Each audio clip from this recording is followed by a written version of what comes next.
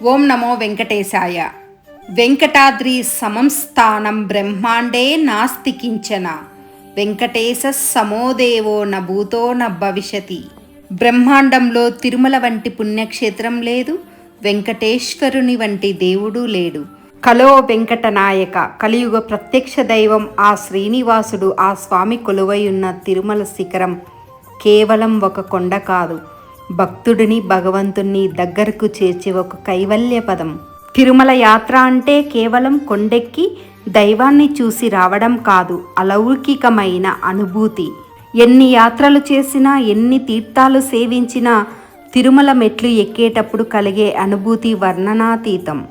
ముడుపులు కట్టి పైసా కూడబెట్టి వడ్డీ కాసుల వాడికి లెక్క కట్టి మొక్కులు చెల్లించుకుంటారు. నిలువు దోపిడీ ఇచ్చేవారు కొందరైతే తలనీలాలు సమర్పించి ఆయన ముందు తల వంచేవారు మరికొందరు.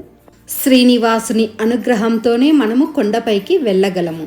స్వామివారు పిలిస్తే తప్ప మనము తిరుమలకు వెళ్ళలేము. స్వామివారి దర్శన భాగ్య అనంతరం మళ్ళీ తిరుమల వచ్చేంత వరకు ఆయన ఇచ్చే ధైర్యంతో అలా బతికేస్తూ ఉంటాము. గోవిందా గోవింద.